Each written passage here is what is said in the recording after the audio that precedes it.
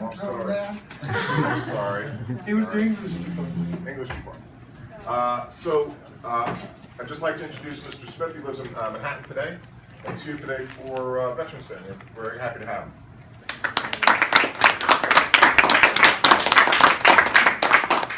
We have a couple of questions, unless you want to. No, I want to start with a question. Okay. I have one here that was given by one of the students. Did you enlist, or were you drafted? I was drafted from a little town, 328 people in Iowa. And in those days, it was a real privilege to be drafted. It was more of a privilege to enlist. But I was drafted, and I had had 1 year of college where I majored in music. And then I was in the summer earning money in a boys' camp. And I was really called away from my job and literally drafted and sent for tests. And this meant now I really was in the Army. And the first day at Fort Leavenworth, they give you a whole series of tests, one of which later on turned out to save my life. I'm not talking about the IQ test, but one of them was typing. And they gave me a test on those old portable typewriters, not electric, and they let you feel how it was for half a minute, and then they'd say, okay, now go. Well, I came up with 111 words a minute. And they said, you cheated! You're not supposed to count the first 30 seconds. And I said, all right, I'll do it again. 113. Fine. Well, this goes on my record, which means everybody has a record. Even you have records here at the school.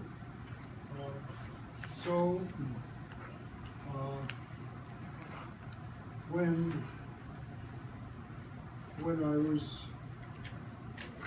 sent abroad, it meant that I would start in Normandy Beach, water up to my navel, and then would move out, and there was an adjutant general who came looking for me because of my record. And he didn't say it literally, but it was like, oh boy, just what I need. It was something like, I'm looking for Smith, the one who types 113. And so he took me in a Packard, which was stolen from the Germans, and he said, we're going to go to Paris, and then we'll move upwards in the northern part of France. We couldn't get into Paris. The Nazis were there. So what do? Well, you tell the driver, he doesn't know nothing, skip Paris, try to see if you can get to the town of Reims, R-E-I-M-S. Do any of you have a knowledge of French? Yeah, speaking French? A little speaking French? Okay, what about R-E-I-M-S? How do you pronounce it? Rem. Say it again. Rem. Yes, that's the way it's done. We didn't know how. The adjutant general didn't know how. And actually, in France, they have a sort of a... Yeah, we are, yeah. So somehow we got to France, and the Germans had left there 40 minutes prior. And it was easy for us to then say, where were they? And they would point out this building and that building and that building. So we took that building and walked in, and now it was part of the Adjutant General's office. In the Army, there is the top guy. Then he has, in our case, 5 adjutants. There's the Adjutant General 1. We were, you might say, the paper guys. We did all the paperwork. And number 2 was supplies. They supplied 1,000,000 soldiers with coats and shoes and bullets and tanks and beer. Then there was 3, which was intelligence, where we were trying to find spies. And there was 4 and 5. I sort of forget. 1 was planning. At any rate, I was in 1. And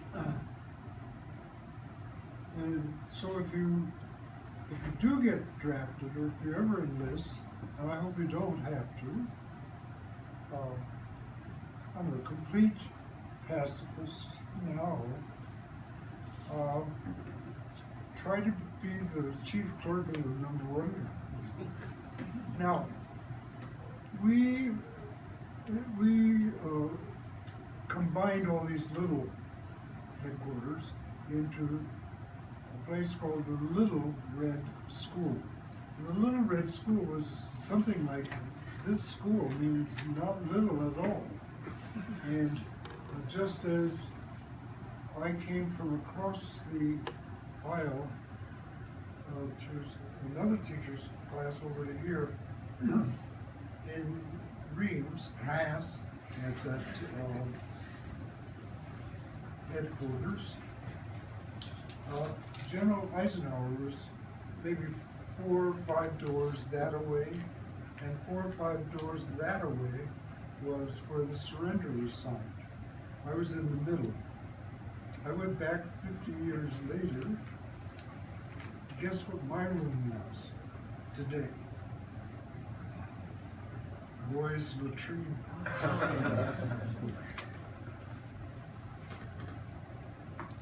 So,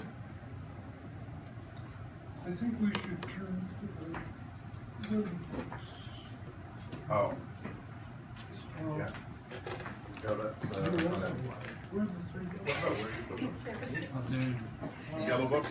Yeah, there they are. Very good. Okay, keep one. And pass it along. I'm going to pages. Yeah, I'll pages. For example, if you look on page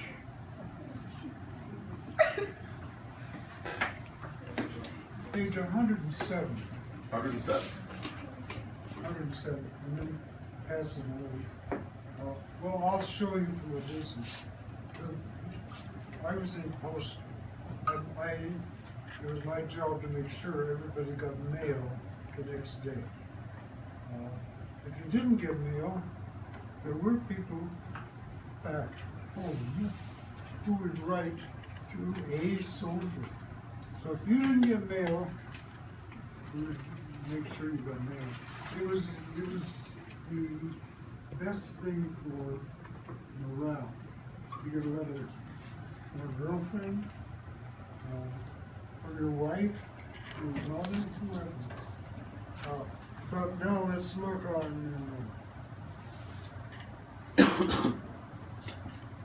Well, let me see.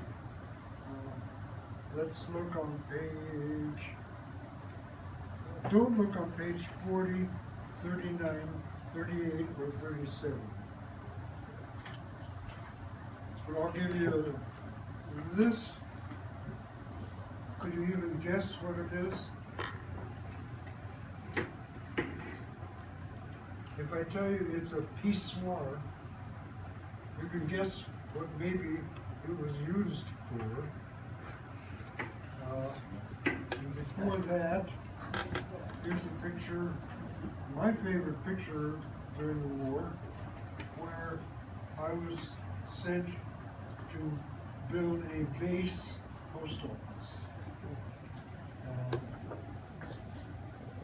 The other day I got an iPhone, a new one, and it first came to From China it went from China to Korea to Louisville to Alaska, and then to Newark. There are bases where they shoot them out and then they shoot it out. Right. So I was told to make a base post office in a town called Epernay. My father had been in Epernay in World War I. You're guessing that's a Jeep? No. It was too small to be a Jeep. It's a Peep. There must be Peeps in museums somewhere. In the post office, in the postal unit, we had plenty of Peeps.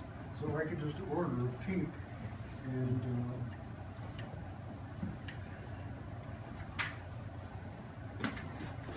what other questions? Some questions. Sure. I have some here.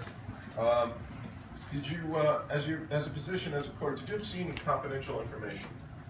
Oh, So boy. like secret stuff? Nobody but me could see them.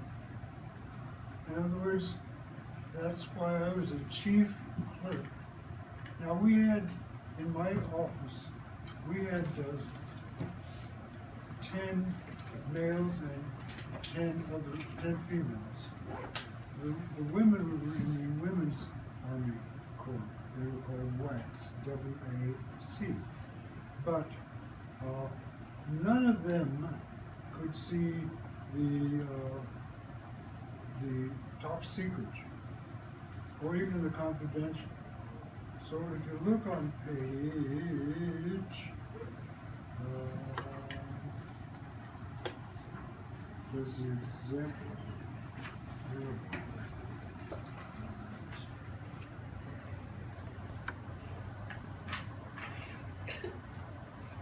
My job really was, before the adjutant general saw anything from Eisenhower, I'm not exaggerating, really, a little bit.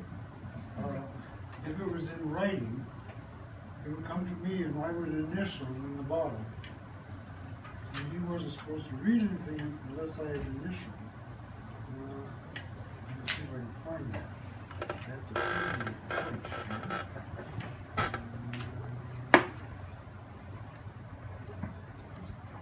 Because it says confidential at the top.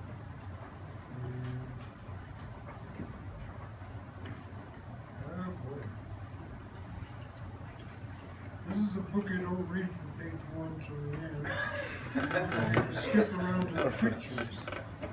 And, Well, this class would do very well with that.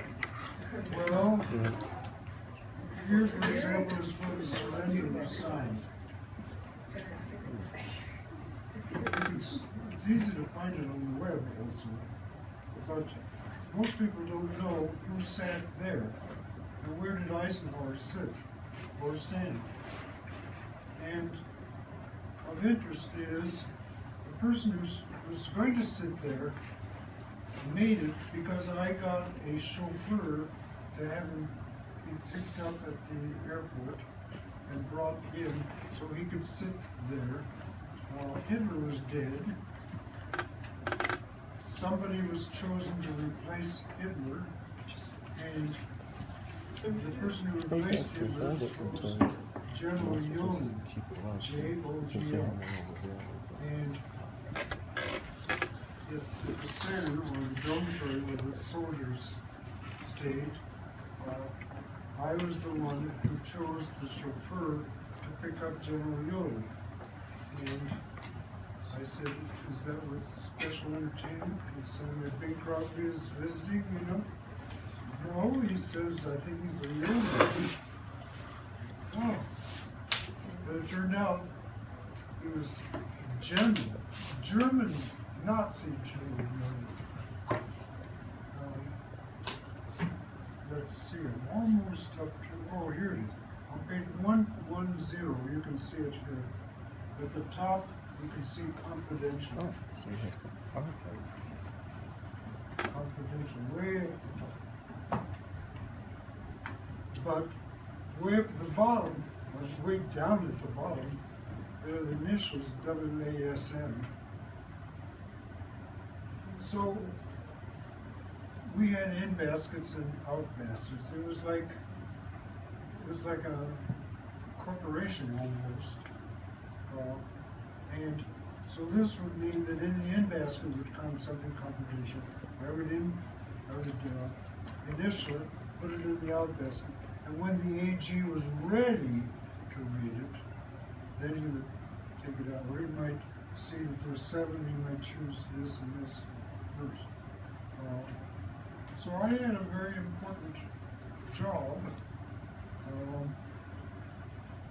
and the AG seemed to like me because I knew how to break rules. I hope none of you break rules. But the AG had a girlfriend in England, and he had thrown her through a wall, and for that reason they had to send him to battle. They made her stay in England, and she joined the Red Cross. She wanted to come and see her boyfriend, the Adjutant General. Well, he called me to the office and said, my Packard will be ready for you tomorrow. Will you drive it? Because now I'm also the provost marshal, which means I'm the policeman, the head policeman. Will you drive it down a certain road, and when you come to a certain place, they will let you through, or he will let you through. Okay, so I did it. I had no problem getting through. And he did ask, are you returning the same way? And I said, well, yes. But as soon as I got to Brussels, I phoned the adjutant general and said, sir, the car broke down. Here I am stuck in Brussels where there's ice cream. We have no ice cream in France. And his girlfriend was very happy to stay 2 more days. And so that we came back to the same place. And in the picture I have Corporal's insignia. And one of the first things that the Adjutant General said, thank you, Sergeant. So it pays to commit crimes. In the military.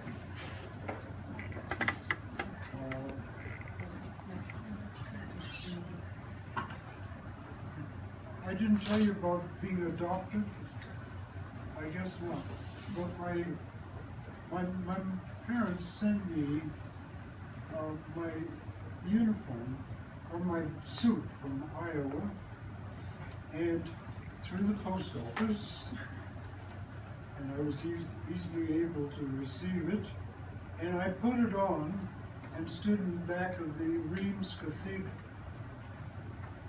You know what that could have meant? You were in the NYPD. But you weren't in the Marines. My father was. What would have happened to him if he had civilians? Out of uniform? Yeah, it's a violation. Yeah, a real violation. So as soon as I posed for this, I got out of there fast into my uniform, and I was adopted by a French family, a teenage boy who wanted to learn English. I wanted to learn French, and his father was a commandant. That's like saying a major or a colonel or a big shot. And he says, I don't think my father's going to want to meet an enlisted man. But after a couple of weeks, we met, and because I played the piano and he played the violin, we were buddies. And so he was in charge of St. Vincent de Paul. Is St. Vincent de Paul in this area? Anyone know? I don't think so. I think it's mostly New York. I see. It's in New Canaan. It is? Okay. It's a Catholic organization where they look after the veuves. A veuve is a widow, and they lost a lot of the soldiers. So when I sent packages of food and clothing from Iowa, I gave them to Papa, and he then gave them to the veuves, and it came in packages where the farmer in Iowa would say, these are size 7 shoes, or whatever. Well, they aren't that way in France. So then I had to write back to the Iowa farmer. Oh, I got myself in a real dither, and I thought I was really in the dither when I got a message from Papa, who was the head of this society for the goods, that the Archbishop wanted to see me. Well, you don't ask to see the Archbishop, the person who crowned every king of England, like his office did. No, you don't ask that. They asked me. You must be mistaken. So I go with them, and we go to the room, and I'm picturing that maybe Louis the 14th had come in that room and been crowned. Louis the 15th had come in. Louis the 16th maybe had lost his head in that room. At any rate, when a security guard pulled the door open, it was gold. I would say maybe a foot higher than this room. I see a little man with a big ring way back in the distance. And we walk in, and Papa and Jean-Marie genuflect, and I don't. So when I meet the Archbishop, he said something polite like, thank you for doing something for the veuves, and they wanted me to meet you. Hi. He says, vous n'êtes pas catholique? Oui, je n'ai pas. Vous êtes protestant. Oh, vous êtes juif? No. Well, what are you? You know. He said in French, of course. Well, I said, well, I like philosophy. I'm more into philosophy than anything else.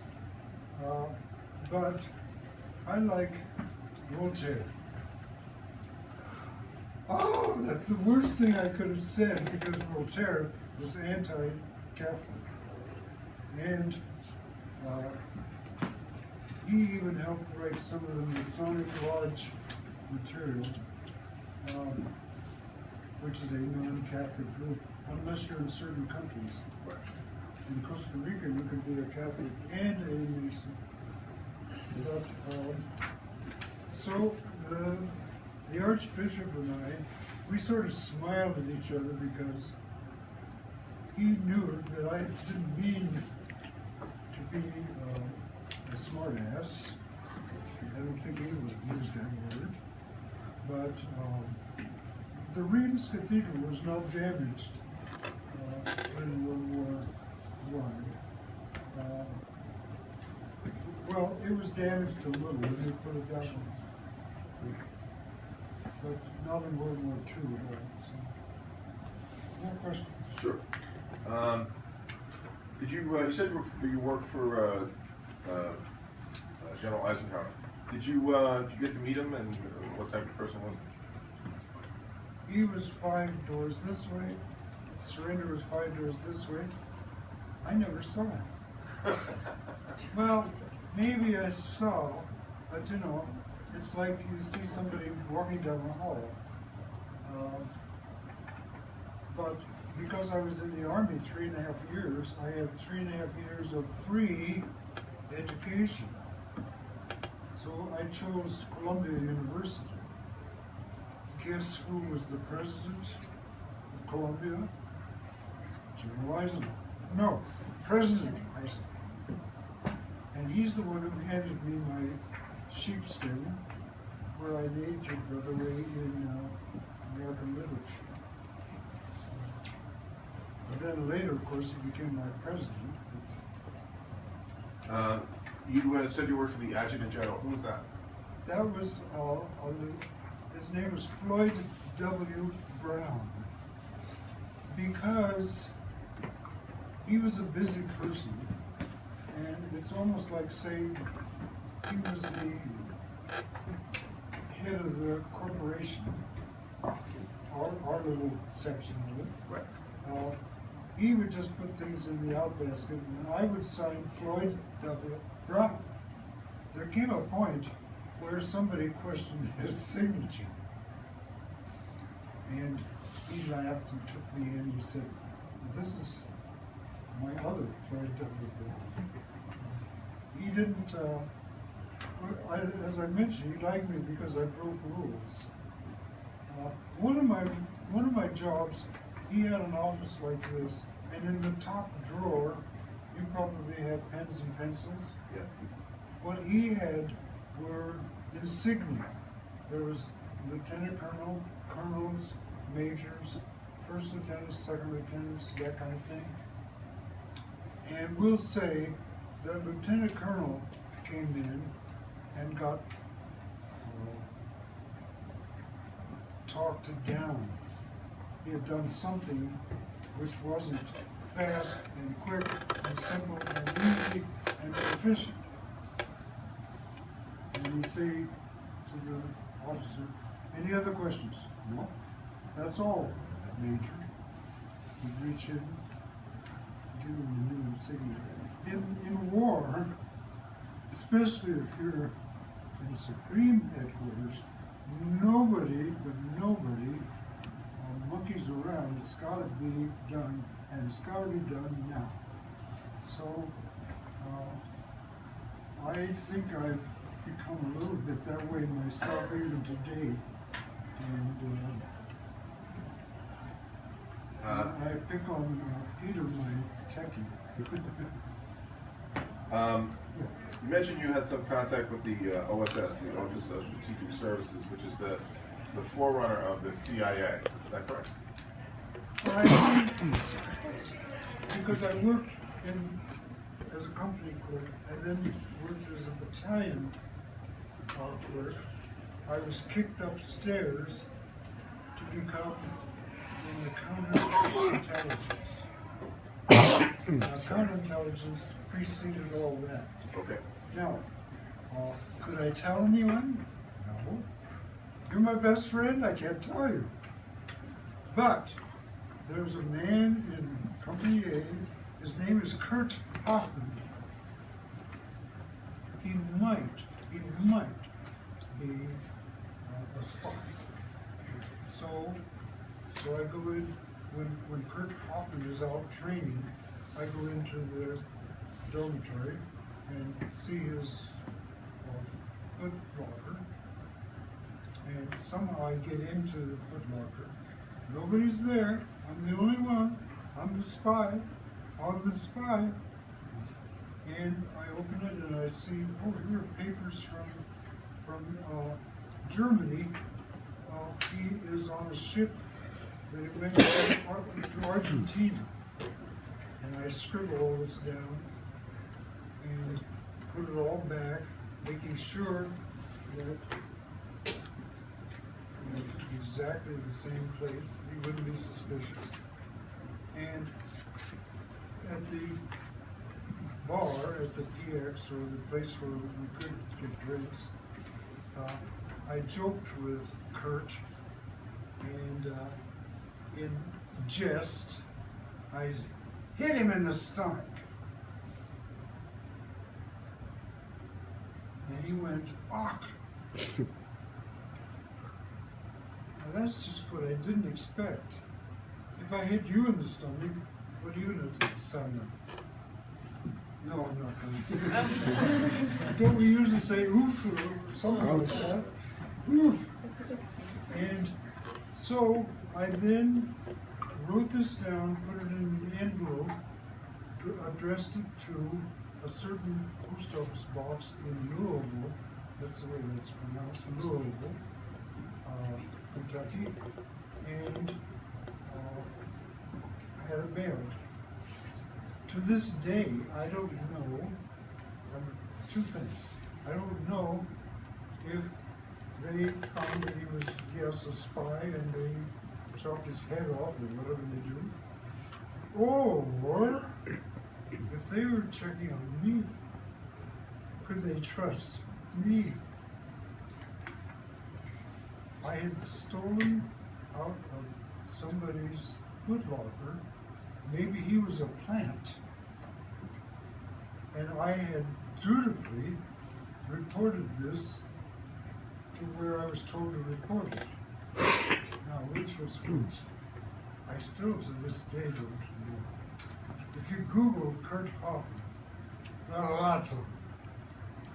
So, some questions they never get answered. You said you spent 3.5 years in the United States Army. How was it like coming home? And did you said you went to college? I'm assuming that was on the GI Bill. Yeah, on the GI Bill it was all free. So I literally went to the University of Chicago, because I didn't want to go back to the university in Iowa. But I decided I better go back to Iowa, and so I got my bachelor's degree in Iowa. It's called the University of Northern Iowa now. And then I chose Columbia University, and my parents put me on the train for New York, and I got off at the first stop, cashed in the ticket, and hitchhiked to New York, and ended up around Columbia University. How far did you hitchhike from? From a place called Jefferson, Iowa. Wow. That's where George Gallup lived. How long did it take you to hitchhike from New York? It took maybe 3 days. There was one day that I saw a big balloon or dirigible in some kind of a hangar, and I stopped there maybe for 2 hours, walked over, and surely enough it was a dirigible place. But once I got to New York, I met a Costa Rican the first day, and we were sitting on a park bench, and I said, "Vous êtes français?" I said, "Hello," and he says, "Hello. Vous êtes français?" He said, "Me?" He wasn't. He was from Costa Rica. We were together for 40 years. We had a recording studio together in Times Square off 45th and Broadway, 45th and 7th. And we recorded people like Chubby Checker, Celia Cruz, Marvin Hamlish, Quincy Jones, Lorna Luft, Arthur Miller, Liza Miller, Earl Monroe, Tito Clinton, Sun Ra, Paul Simon, who lives in the King, Jimmy Smits, Tiny Tim. You may or may not know any of these names. I know all. I don't think I'm sure. Stevie Wonder is the last one. Which meant that I never married, although I have 8 kids. I don't think I told you, I was adopted by 8 kids, one who went here to the high school. I told somebody that or no? You told me that. Oh, I see, okay. Well, his name is, he's son number 3. Trying to names are. With Simon, right? No, Simon is the cop. Oh, sorry. Simon was his Terry? so my best buddy in town has arrested me 6 times. What I mean is he arrested me. He stopped me. He said, hello. He arrested me. As I leave, I'm going to see if we can stop at the police station, because he's on duty now. But his son is in charge of WWE computers. And what's WWE? Wrestling. What? Wrestling. Yeah, the wrestling people. So what he does, I'll give you a good tip. Don't try to get in. You can't get in. None of the wrestlers is inside. They can't get in. So it's the workers who are in. And, well, they might throw a party and the wrestler might come in. But one of his jobs is connecting all the computers in that building. And that's a pretty good job. He's very sensitive that his name not come out. Otherwise you might go in and say, oh, I know Warren Smith, he knows you, can I say hello? No. So, any other questions? Sure. How much time do we have? We go to about 59, so we have about 4 or 5 minutes. All right, good. Okay. We have to thank him for getting the questions on paper first. What made you become a teacher? His picture is here. Sometimes you become a teacher because you like a certain teacher. And the one that I liked was only maybe 5, 6, or 8 years older than me. And he graduated from Drake University in Iowa. And he came to our little town, 328 people, and he thought he had arrived in ancient Greece. So all of us had to throw the shot put. We all had to learn another language. We all, he gave a classic education. And because of him, and incidentally, the Drake relays in Des Moines, or Drake, are named after him. His name is Jesus. His picture is in here. I'm going to ask your teachers to order a copy of this so you can have it in your library and take your time with it. Oh, here's son number 8. His dad was a friend of mine, but his dad was the dictator of Haiti's bodyguard. He was the bodyguard of the Haitian dictator, David Duvalier. And he never knew his father. His father was, well, he wasn't killed, he wasn't murdered. He was assassinated. That means 37 bullets.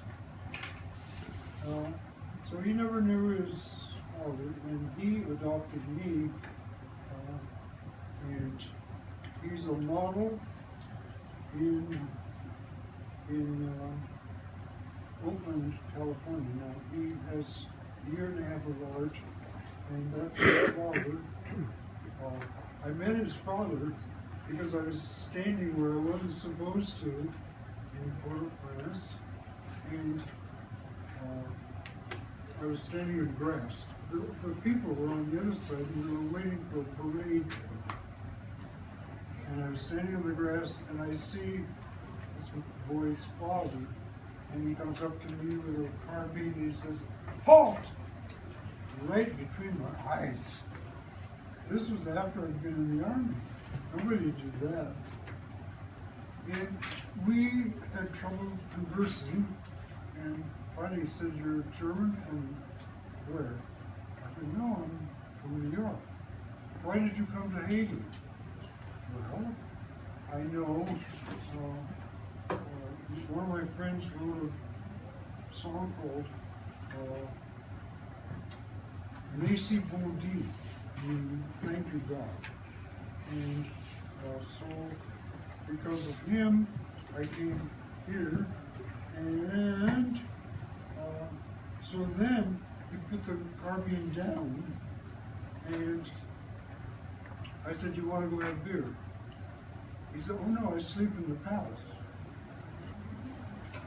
The story was that he even might have tasted the food, not he, but his friend, tasted all the food before the dictator tasted it. That's a joke. How would you like that? All is fair in love and war. And so what does he do? He shows up at my place with 4 other guards.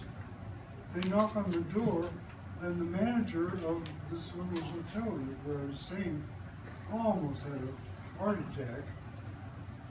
Why would 5 of the dictator's guards knock at midnight or whenever?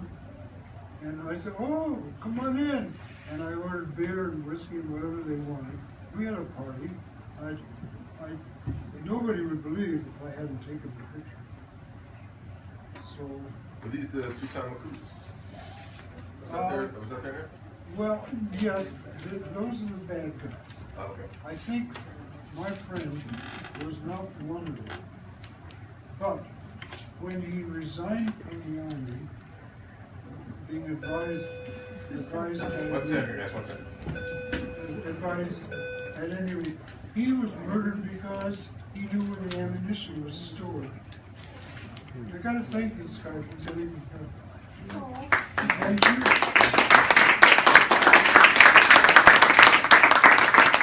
Thank you very much. Go to lunch. When we come back, we'll get back to class. All right? Yeah, no problem.